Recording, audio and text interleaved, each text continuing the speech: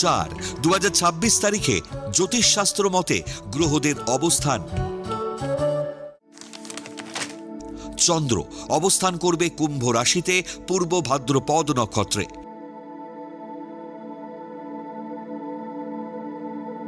একই স্থান কুম্ভ রাশিতে রাহু শতভিষা নক্ষত্র অবস্থান করবে।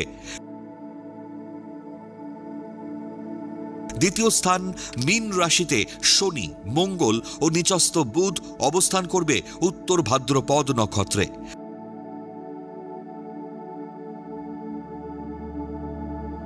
তৃতীয় স্থান মেষ রাশিতে তুঙ্গস্থ রবি অশ্বিনী নক্ষত্রে।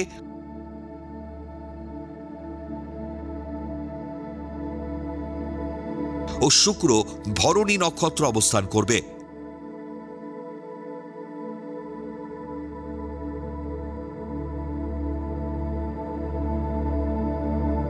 পঞ্চম স্থান মিথুন রাশিতে বৃহস্পতি অবস্থান করবে পুনর্বসু নক্ষত্রে।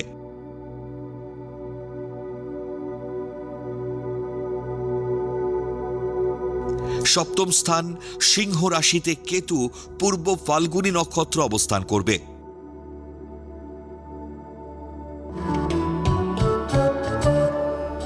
15/4/2026 তারিখে জন্মগ্রহণ করলে রাশি কুম্ভ, নক্ষত্র পূর্ব ভাদ্রপদ, তিথি কৃষ্ণা ত্রয়োদশী, গণ নর।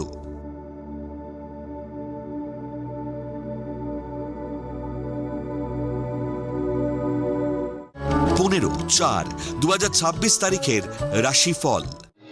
মেষ রাশি, বিশিষ্ট শিল্পপতিদের লাক্সারি গাড়ি ক্রয় এবং গৃহ নির্মাণের জন্য অর্থ সংস্থানের সংবাদ পাবেন। শিল্পী, অভিনেতা ও কলাকুশলীদের আয় বৃদ্ধি ও ভাগ্যোন্নতির যোগ। প্রসাধনী দ্রব্যের ব্যবসায় লাভের যোগ। বৃষ রাশি, কর্মক্ষেত্রে গুপ্ত শত্রুরা সক্রিয় হলে বিপদে পড়বেন। যৌথ পারিবারিক ব্যবসায় প্রতারিত হওয়ার যোগ। আবেগতাড়িত হয়ে প্রেমের প্রতিশ্রুতি দিলে মারাত্মক সমস্যায় পড়বেন। কর্মসূত্রে বহু দূরে যেতে হবে। মিথুন রাশি, গৃহে বিবাহ বা অন্য আনন্দ উৎসব হওয়ার যোগ। দাম্পত্য জীবনের জটিলতা মিটে খুশির হাওয়া বইবে। দীর্ঘদিনের আটকে থাকা আইনি জটিলতা কেটে যাবে। নতুন ব্যবসা শুরু করার গুরুত্বপূর্ণ সিদ্ধান্ত আজই নিন। কর্কট রাশি, অবৈধ প্রেমের সম্পর্কে জড়িয়ে পড়লে সম্মানহানি হবে।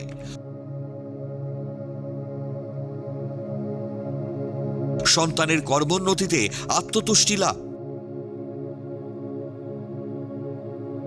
কর্মস্থলে কোনো ছলনাময়ী নারীর প্রেমে পড়লে প্রতারিত হবেন।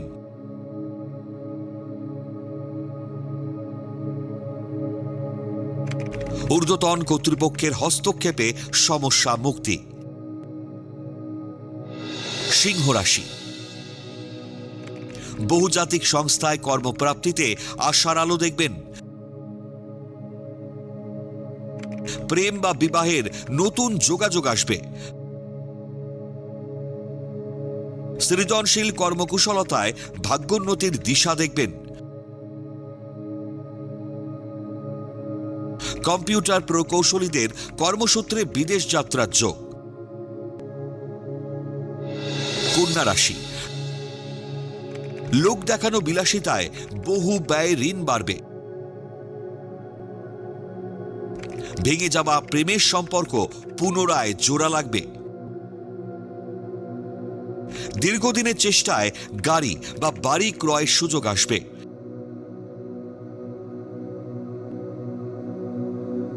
পৈতৃক সম্পত্তি দখলে স্বজন বিরোধ ও জ্ঞাতি শত্রুতা হবে।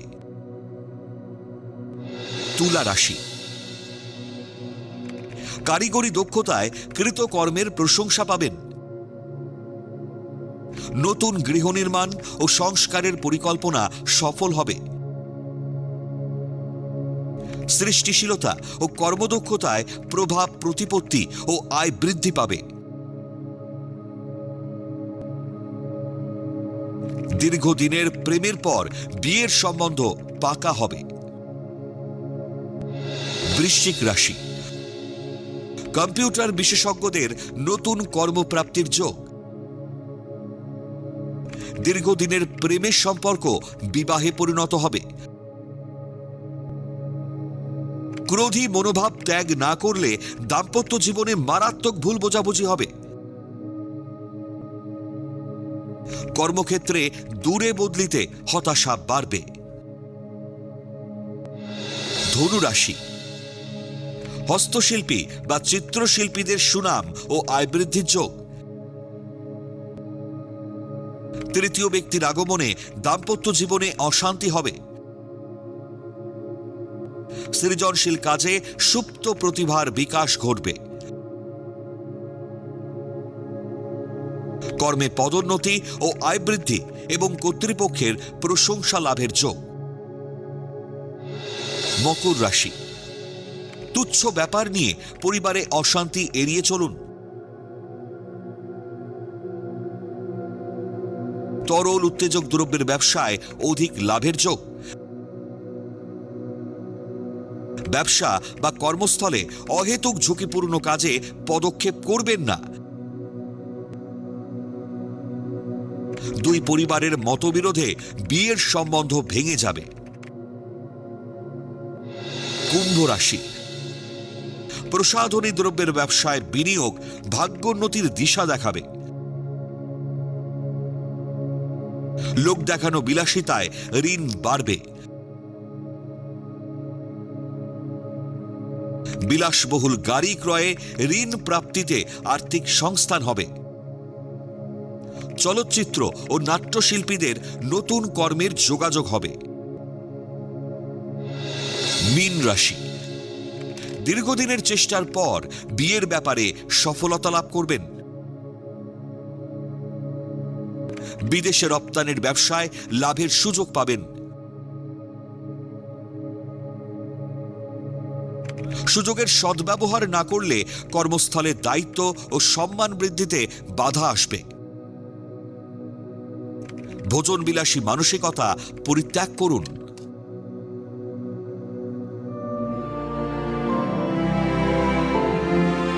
পৌরাণিক উপাখ্যান।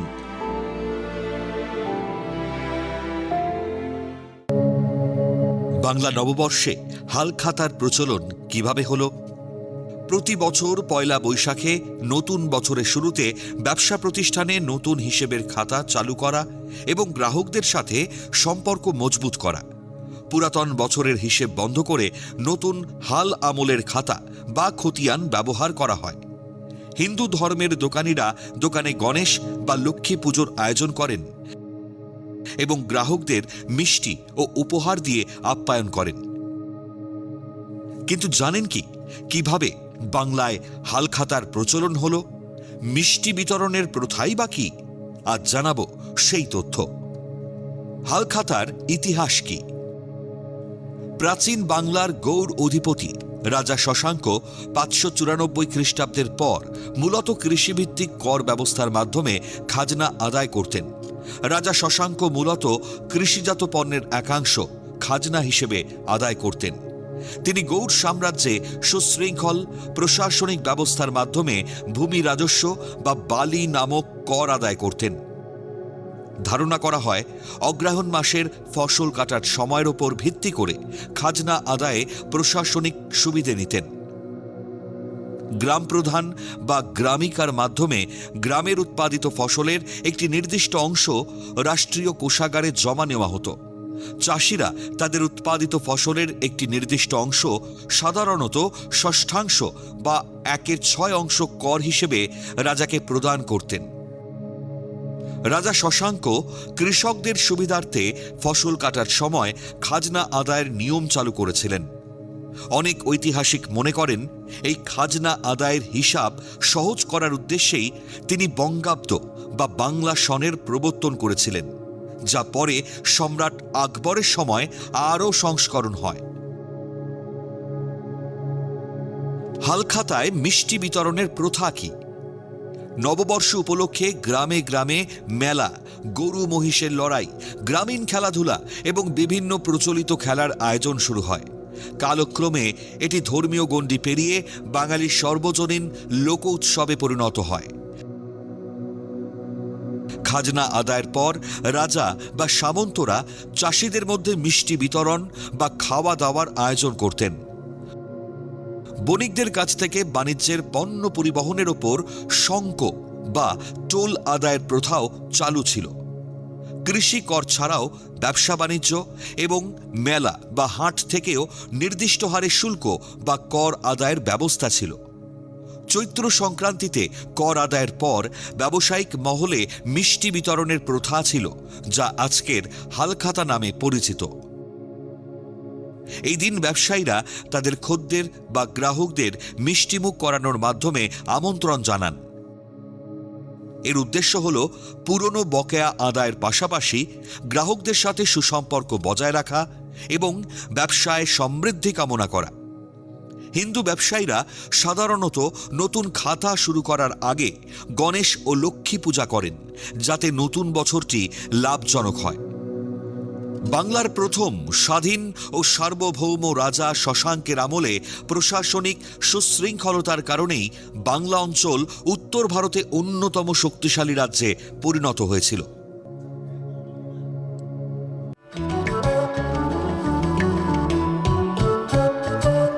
আজকের প্রথম লটারি বিজেতা মিতা কুণ্ডু। জন্ম তারিখ 10/5/1984। জন্ম সময় দুপুর 1:38। জন্মস্থান কলকাতা। জাতিকার লগ্ন সিংহ, রাশি সিংহ, নক্ষত্র পূর্ব ফাল্গুনী, গণ নর। জাতিকার জন্মছক বেশ ভালো, অনেকগুলো গ্রহ তুঙ্গস্থ ও সক্ষেত্রী হওয়ায় শুভ ফল প্রদান করবে।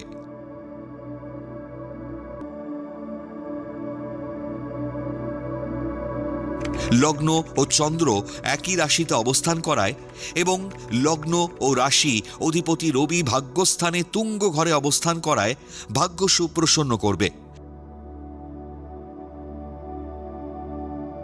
তবে অত্যাধিক ক্রোধী আচরণে দাম্পত্য কলহ দেখা দেবে।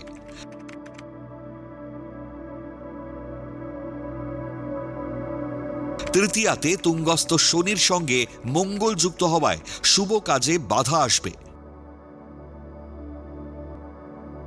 পঞ্চমে স্বক্ষেত্রে বৃহস্পতি ও কর্মস্থলে তুঙ্গস্থ রাহু এবং বর্তমানে রাহুর দশা চলায় ভুল পদক্ষেপ না নিলে কর্মে উন্নতির যোগ। বিশেষজ্ঞের পরামর্শ নিন।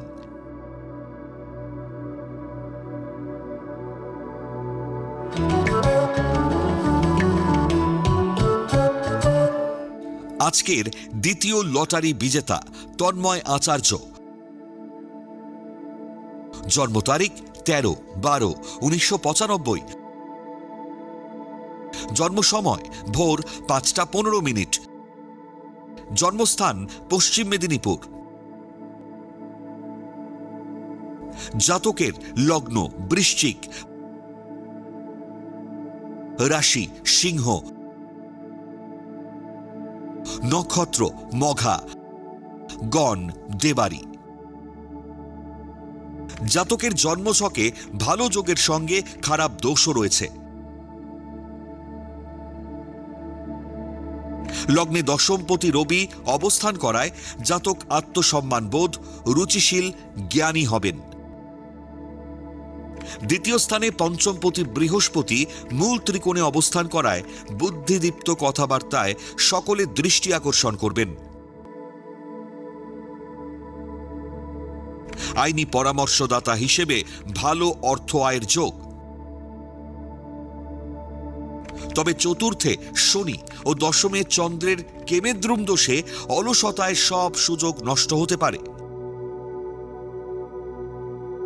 দ্বিতীয়, একাধিক গ্রহ বুধ, শুক্র, মঙ্গল ও বৃহস্পতি থাকায় প্রেম বা বিবাহিত জীবন ভালো যাবে না।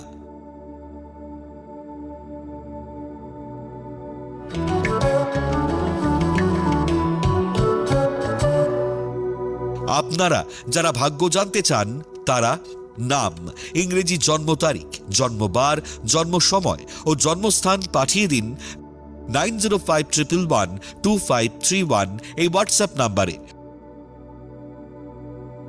লটারি প্রাপ্ত বিজেতার ভাগ্য বিচার করে প্রচার করব পরবর্তী পর্বে।